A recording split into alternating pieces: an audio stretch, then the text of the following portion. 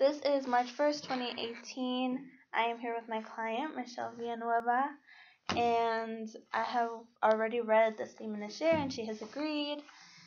So now we will begin our second session together today.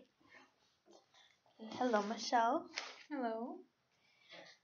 So last time we had talked, you were telling me about how you felt very close to your family. Would you like to expand more on that? Let's see. I'm close to my family now. When I was younger, me and my mom kind of had issues. we didn't like we're kind of the same person, so we were like taking time bombs whenever we were together. We always had an argument, and we both have the same attitude. Um, but me and my dad were always close, not in the way of like emotional support and I tell him what's going on in my life, but more of like I'm a daddy's girl, so I was always with him. We watched sports together, and we like just did things together. And whenever I had games, he would always take me to practice, take me to competitions. So we're close. We're close now. Now that I'm older, I'm more mature, and I understand my mom way better. Me and my mom are really close, and I actually tell her a lot of things. And I'm really, really close to my sister. When I was younger, I actually hated her. Well, when I was younger, I didn't really like a lot of people. But now that we're older, me and my sister get along really, really well. And then I have my little brother who's like my son. Your son. Basically.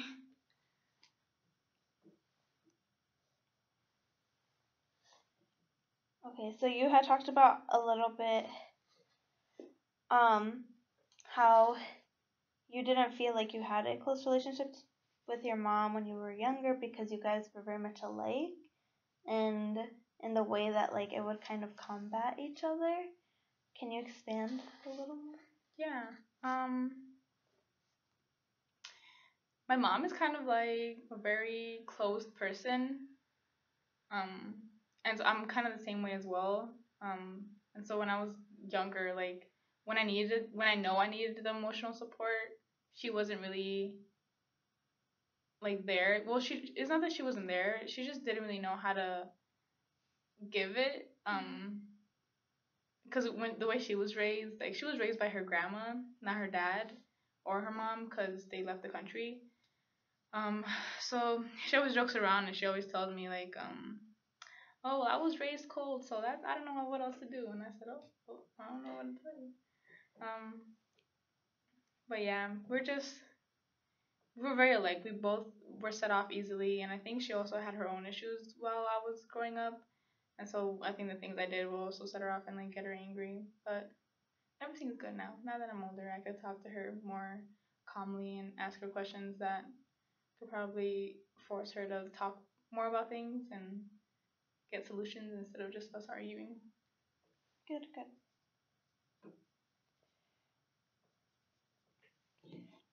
So you brought up your grandma, how your mom was raised by her. Mhm.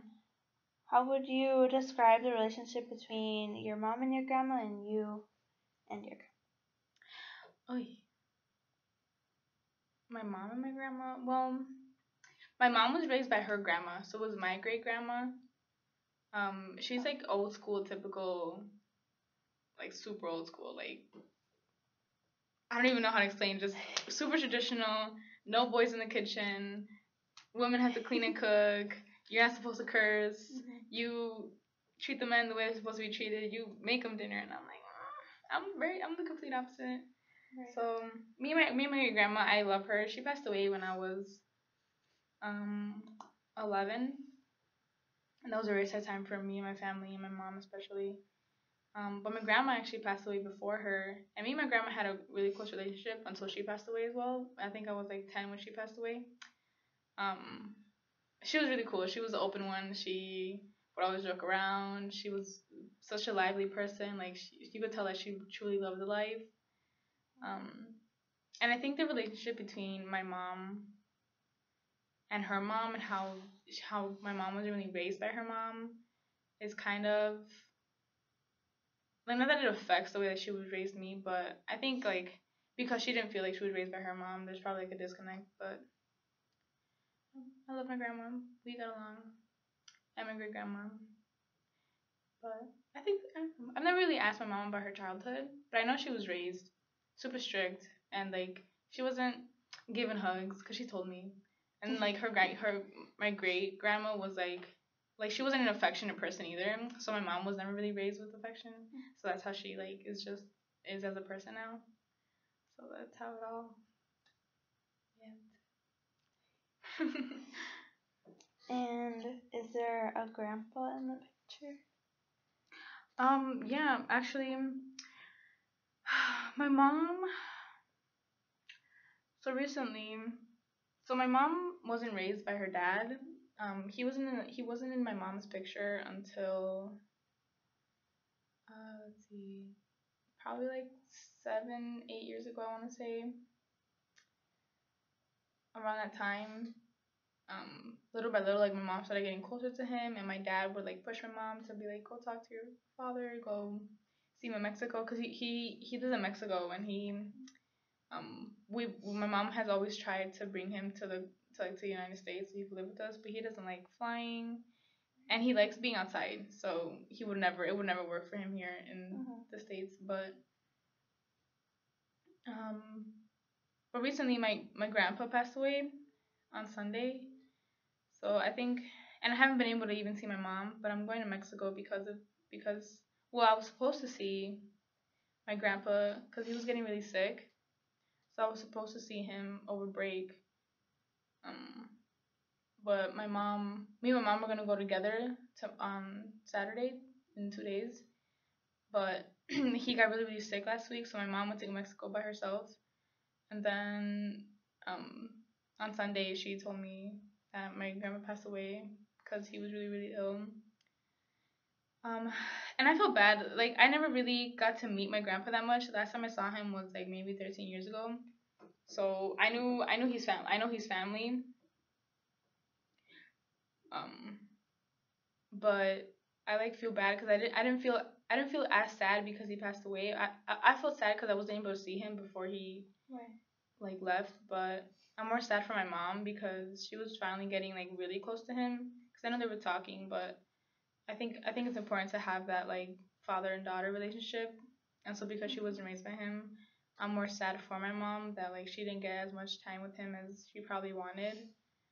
But at least he's like my mom is strong as well, and he's not suffering anymore, so she'll be okay. But for now, yeah, I was more sad for her than sad for me. How do you feel that this, if it is, impacting your and your mom's relationship, since this must have been really hard on the both of you? Has there been any disruptancies or any events, Mm, any like tensions, or is everything going well? everything's actually going pretty good. I'm actually since I'm not home a lot, and because I've been so busy in school lately, I haven't had time to really call my mom or talk to my dad. But me and my mom, no, there's no disrupts. There's nothing really like negative going on between me and my mom because of my grandpa. She knows she has support from me and my dad. Good. So yeah, everything's going pretty good. I wouldn't have any complaints. I don't know. She said she was supposed to call me like 3 days ago, but she hasn't. But I know she's busy over there in Mexico probably as well. So no, everything's good. I'm supposed to see her Saturday actually. I'm meeting her up in Mexico, so we're doing good so far. Okay. So you said that she feels supported by you and your dad. What are like the ways in which you support her? That's a good question. um,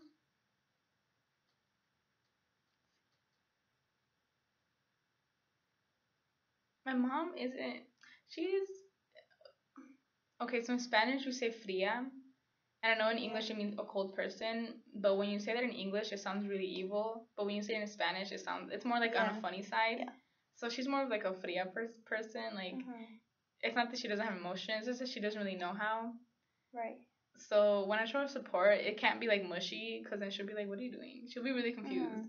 So by showing support, I'm just kind of like, hey mom, like I cleaned the house for you, or I call her and say, oh, how are you doing? You know, how's work? Anything you need. Sometimes I send her money.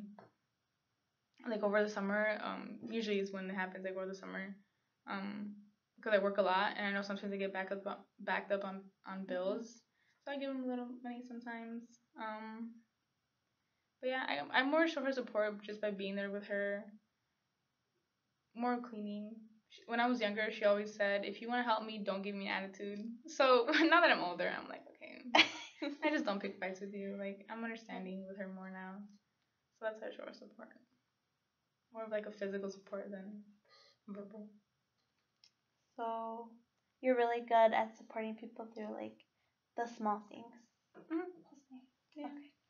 Depending on the person. Depending on what kind of support they want, then I'll be able to give it to them.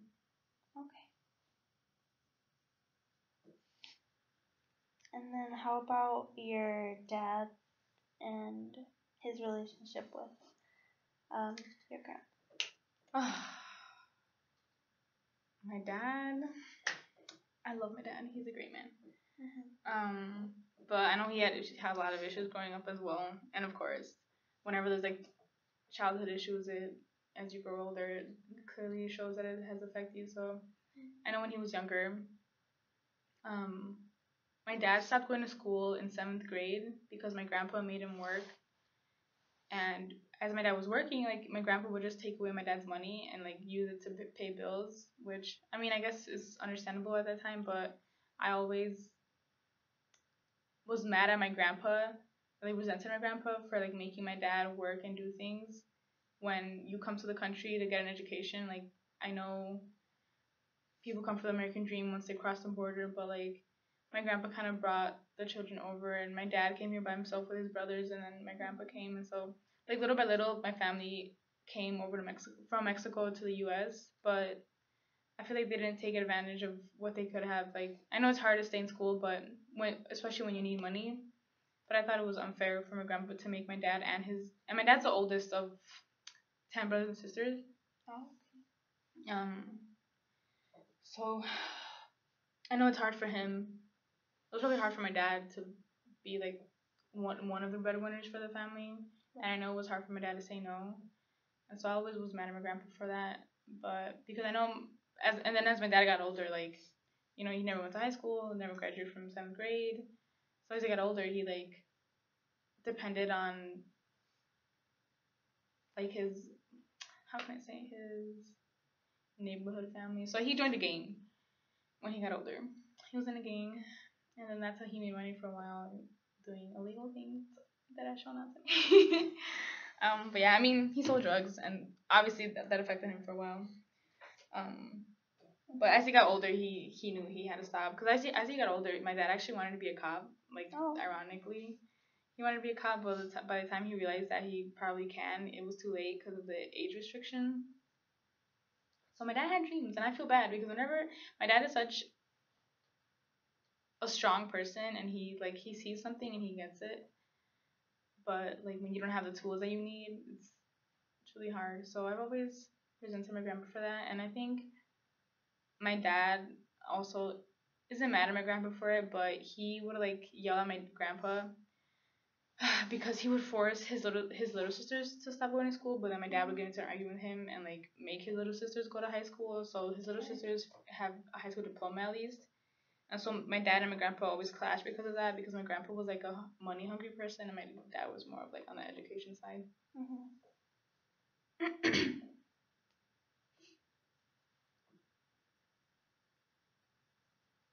It seems like you're very like understanding of your dad's emotions towards his dad and the situation that he was in.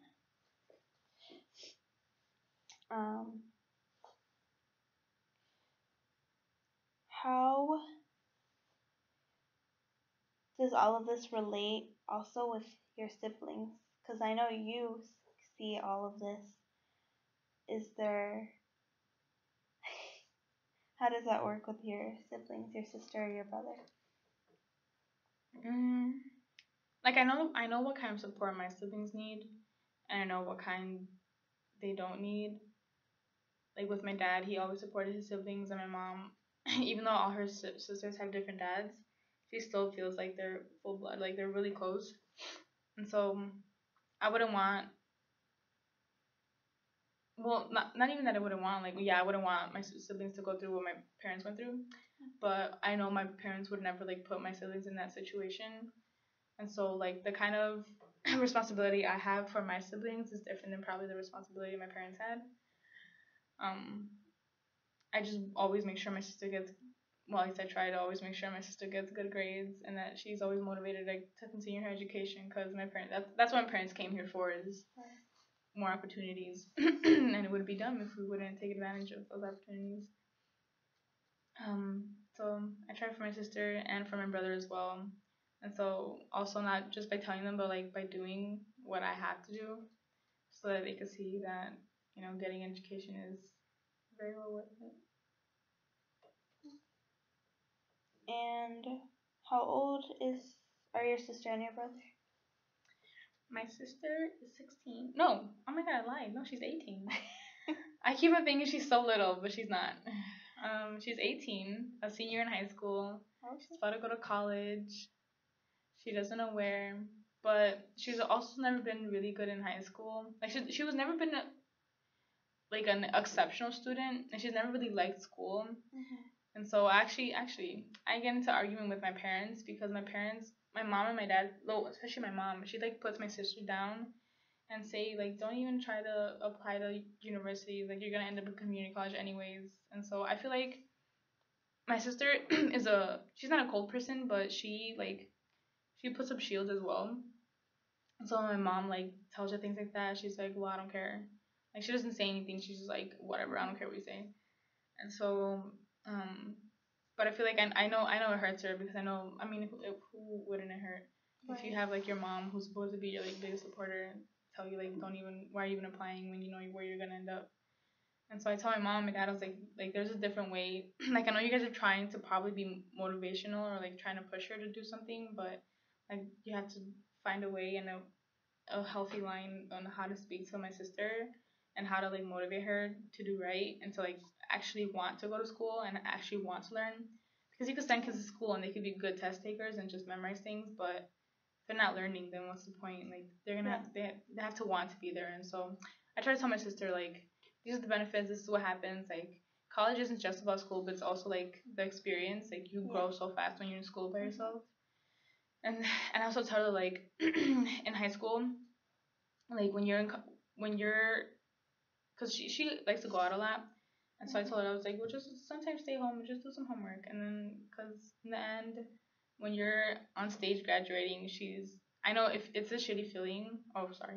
It's a bad feeling. It's okay. When you have your friends, like, oh, because in my high school, it shows what school you're going to, like, once you get your diploma on stage. And so I know it's going to be a bad feeling when all your friends are going somewhere to, like, state schools or out of the state and staying in dorms. And my sister probably has to go to community college and still stay home.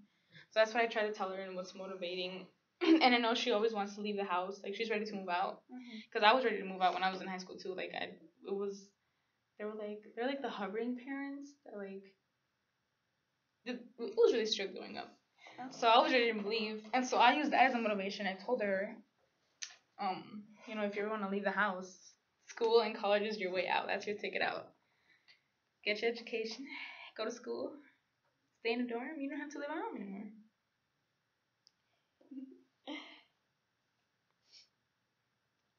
So, in the way that you support your mom and the way, like, your understanding of your dad, do you see yourself, like, using any of, like, the ways that you do that for your parents, like, to your sister?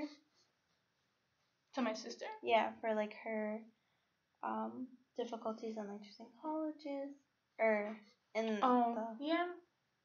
I think I'm a pretty good support system for my sister, and I rely on her as well. So I think people also like that reciprocation. Like she can lean on me, and I can lean on her, and she probably feels more open. So I know my sister usually does come to me when it comes to school or boy problems or anything like that. I try to show her support differently than what my parents do, because I know what my parents do doesn't work. And so like she's not a mushy person either, but I know it probably helps her way more, because then later on she tells me that she needs those like motivational words. The motivational words. Going back to what you said about how it was really strict growing up and how your parents were very harboring was your terminology. Hovering. Or hovering. Yeah. I don't know why I said hovering. Like helicopter parents. That's what I meant to say. Like the ones that are like always hovering on you. What kind of like circumstances like happened to make you say that? Well, well, I wasn't really allowed to do anything growing up.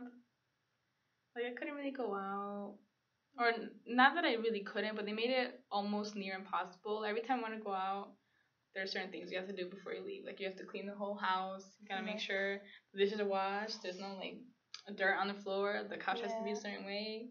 You gotta make sure your homework's done. And I also had to like practice. Like I was always in a sport, so I was always busy with practice. And so when I wanted like my own time with my friends, I didn't want to spend it cleaning and doing all that. And then also like before you go out, they have to call the parents and they have to talk to the kids and like my friends.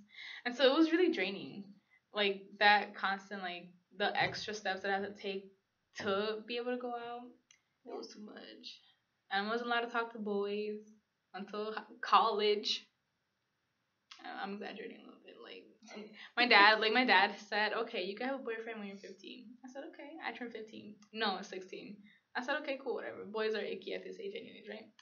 So I turned 16. And he said, no, 18. I said, what in the world? Like, what am I? So, things like that. But, like, as I got older, they were getting, like, more lenient. Because now I let my sister go out whenever she wants. So I'm confused. But, yeah. And also the way we were disciplined. I know it's really different than the way that, like, other ethnicities are disciplined. Yeah. Can you elaborate? Well, so like the way we were disciplined is like they wouldn't like beat us, but like they would spank us. Me and my sister whenever we would misbehave, and I wasn't a bad child growing up, but I did have an attitude growing up, like especially when you're a teenager and your hormones are crazy. Like I would always badmouth them, and it was horrible. But yeah, I always had an attitude with them, so I always get in trouble, and then I'll always be grounded. And so then even more than like I felt like they made me think, or they made me feel like they thought that I was worse of a child than I knew I was. Like I didn't really do much. I had good grades. I was in sports. All I did was hang out with my friends. But because my friends were kind of crazy, like my mom assumed that I was like the same way, like doing drugs and all those crazy things. And I know I wasn't not doing anything crazy. I always told my mom, I was like, there's kids out here that are doing way worse, and all I want to do is go have fun with my friends. They wouldn't let me do that. Yeah. So having those restrictions, how do you feel like that has impacted like how you feel about those things that you were restricted on, like to this day, or like your like behaviors from those restrictions? Well, I know like boy wise, I still don't like date really, because I just got used to it. And then as I got older, my dad will always, the way my mom and dad would tell me not to talk to boys was really different. Like my mom didn't really. Well, she's also a girl. Like she's like, I feel like at 16 you're fine to be able to date. But my dad disagreed, so they had to come to like a happy medium and just wait until I'm 18. But my dad will always like lecture me, be like, your main priority is education, and he's like, he would always tell me, I did not come to the country for you to just waste your time with boys. I said, okay, you're right. I said, you were definitely right. So I would focus my time on just school and athletics and work. And so I would never really find time for boys either. And now that I'm older, like I understand what he means. Like if you're not on the same level with a significant, and not that I'm saying significant others are bad. I think love is great. Relationships are great. But I always have that like voice in the back of my head. My dad is saying like, "Don't waste your time. Don't waste your time. Don't waste your time. Like you're here for school. Focus on your priorities." But at some point, I do have to find a balance. Can't be always about school. Mm-hmm. So I think that's how it like slightly affected me. Like I know a lot of my friends were able to date in high school, and I was like happily dating. But because of that, I feel like I've never like found someone who fits. I guess what I'm looking for is what I'm trying to say. Yeah. And do you feel like that voice that keeps being like in the back of your head of like don't waste your time, do you feel like that might come from like a respect that you have like for your parents, like a high respect? Oh, definitely. Respect and yeah, definitely respect and love. Like respect for what my dad did, respect for what he's done for the family, like respect for how when he was so little, he would tell me stories of how in Mexico before he came over here, he was like 7 years old, and he would have to ride horses up the mountains, and I think take like cows and then bring them back. And then sometimes it would take too long, and so in the mountains it gets super super dark at night. And Right. there were times where it would start like raining really hard and lightning. And he would have to stay there overnight. And I'm like, 7 years old is like my little brother. Like I could never imagine my little Yeah. brother riding a horse in the mountain, like doing manual labor like that. So Yeah. I would like my dad had to grow up so fast, and so I respect that he came over here, and even though he wasn't able to go to school, like he still like goes up the ladder in his workplace. Like if my dad doesn't want to do a certain thing, if he wants a higher position, he will work really hard. He's a really really hard worker, no matter where you put him. And so I feel like I would be disrespecting what he's done for the family by not doing what I have to do. And so yeah, it's definitely out of respect for my dad and all that he's put in for the family, because like I pay bills, but I don't pay everything completely. I like all the bills that I have to pay, and I feel like I'm always poor, so I can't even imagine how my dad and my mom do it. Like to pay for me and my sister and my brother and a house and a mortgage, and when we were younger. Sorry. When we were younger, sometimes we would go on vacations, and so it's pretty hard to build a life. And I think it's pretty hard also when you had dreams and they were kind of crushed by people that are supposed to be supported. Like I know, I'm sure they have to think about that day by day. Like we're all human. Sometimes I would think about that. Like, what if I don't do what I want to do in life or do what I dreamt of? Right. So I respect my dad definitely a lot. And what light would you see him in? Like more as a, or for example, like a role model, like a motivator, like motivation, or what kind of other part does he serve in your life other than a father? Man. My dad he's a role model when it comes to like work ethic, and he's my motivation when it comes to my academics. Like even though he didn't go to school, like the reason I'm here is for him and my mom, and the reason I'm here is because of him and my mom. Like they worked really hard for me to make sure I didn't like my neighborhood schools aren't really good, and so I went to a charter school, which is like a lottery school. Right. And so they'd always try their best and use like all that they have to make sure that me and my sister had like a better education or the best that we could were able to reach. So I see my dad as role model when it comes to work, and he's a motivation when it comes to a lot of things in life. Like a lot of times I just ask myself like, why am I even in school anymore? But my dad and my mom are the reason, and I wouldn't want to disappoint them, and not do what they want me to do. So you would also see your mom as a motivation as well? Oh yeah, my mom too. Cause my mom had like not a mental illness, but like a mental health problem growing up. Well, me growing up, not her. When she was a mom and me growing up, I knew something was wrong, and so for her to like fight through that and then continue to raise me and my brother and my sister. I know it's hard, and like growing up, like my parents didn't have the best relationship growing up. They were actually gonna get divorced until I was born, and so they always like to say I'm the reason they're still together. But when I was little, I was like, y'all should have just separated. Yeah. So, if you were to describe your family to someone who didn't know you at all, what would you say? So my family, oh dear. I would say crazy and fun and motivating, and I think they're genuinely good people. My mom is like me. Like we both make weird noises when we talk.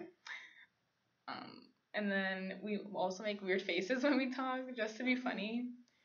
Um, my dad isn't like the humorous person, but he's crazy as well. When it comes to like especially when he's with his brothers, they're really really funny. Cause my dad can't dance, but he loves to dance, and so seeing him dance, and he knows he's not the best, but he still tries. And I don't know. I think they're great people. I mean, they've made mistakes, but they're still great people. And what do you mean by mistakes? Like life choices, like my dad with joining the gang. Um, Mainly my dad more than my mom. Like I know for a time my dad was doing drugs. And so he told me the time when he like went through withdrawal. Um, and he like I read about like how withdrawal feels and it's really really bad. It can actually almost kill you. But my dad told me about that, and I think that's still incredible. Like he's still really strong to be able to go through that and then still rise and still raise a family. Cause he changed. Cause once he had me, he's like I had to change. So Okay. So you talked a lot about your dad, a lot about your mom, a little bit about your sister, and the only thing you have said so far about your brother is that you're like a mom to him. How else would you describe your relationship with your brother? um, my mom likes to. So my mom likes to joke around and say he loves me more than he loves her. But sometimes I think it's true because when I'm home, we're all in the house, and mom's like, Angel, who do you love the most? And then he looks at me and he's like, Michelle. I'm like, oh. And then I feel bad because I'm like, oh, dude, that's your mom. But I think I don't know. There's like a really big connection between me and my brother. I don't even know how to explain it. Like he genuinely makes me laugh. Like I think he's a really funny person. Like he also makes faces just like me and my mom, and he likes to just sit with me and watch TV. And he asks a lot of weird questions, especially when I'm doing my makeup, and then when I'm eating. He's like, "What are you doing?" And then sometimes randomly he would be like, "Michelle, you're so beautiful," and I'm like, "Wow, you're like 5 and you're saying these words. Like it's so great."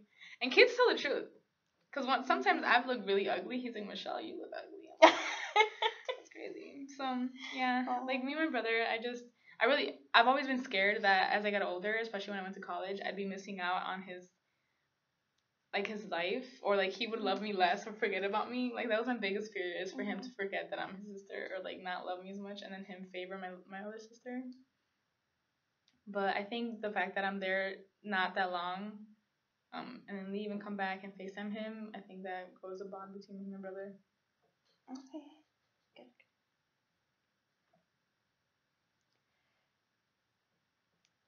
So now that we are nearing the end of our session, to kind of sum up like everything that you had said, and just to clarify to make sure like everything is correct, you have a strong relationship with your dad, your mom, your sister, and your brother. Shoot, Oh, scared you me. you tend to be very supportive in ways that